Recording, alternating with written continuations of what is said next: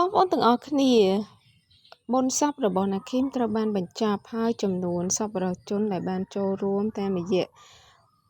មិត្តភ័ក្តិរបស់អ្នកឃីមគឺមានតួលេខច្បាស់ៗដែលយោងតាមគេហទំព័ររបស់ខៀវសម្បត្តិរិទ្ធីបានបង្ហោះនៅសារជាមួយនឹងតួលេខដូចខាងក្រោម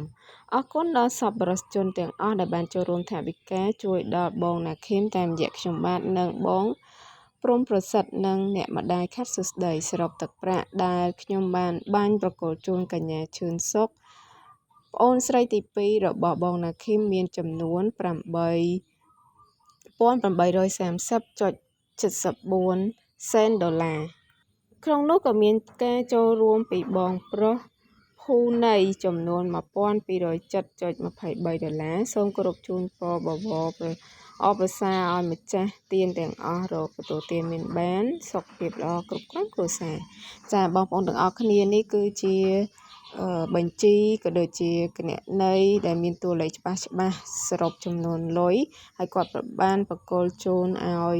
ប្អូនទី2របស់អ្នកឃីមផងដែរដោយឡែកយើងមកមើលព័ត៌មានតាក់ទងនឹងអ្នកនាងខាត់សួស្ដីវិញ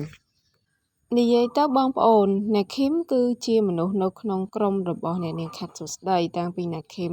ធ្លាក់ខ្លួនឈឺអ្នកនាងខាត់សួស្ដីដឹងហើយក៏បានអំពាវនាវដល់សប្បុរសជនចិត្តឆ្ងាយទាំងអស់តាមរយៈ page Facebook របស់ខ្លួនប្រហែលជាតាក់ទងនឹងរឿងនេះមានមតិមួយចំនួនលើកឡើងថា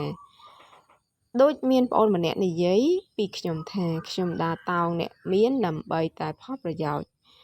បងចង់ប្រាប់ទៅប្អូនស្រីវិញថាមនុស្សបងមានតែគេស្រឡាញ់ហើយចូលចិត្តអត់បាច់រត់រកគេទេមានតែគេស្រឡាញ់និងផ្ដល់តម្លៃឲ្យដូច្នេះមុននឹងប្អូននិយាយអ្វីសូមគិតពិចារណាបានវែងឆ្ងាយហើយមើល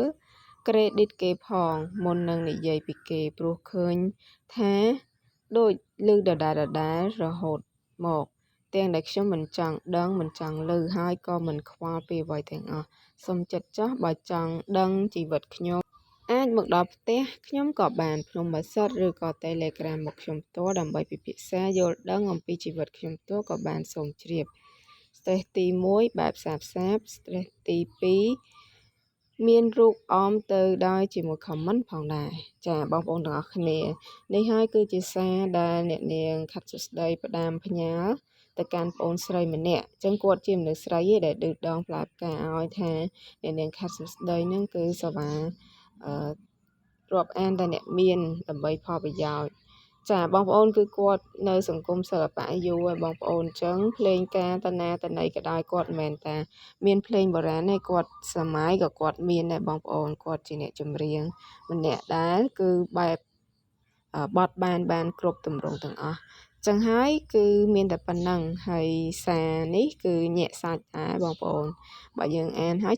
ឈឺក្បាលហើយមានអមជាមួយ caption រូបចាចអលមកទៀតចឹងហើយសង្ឃឹមថា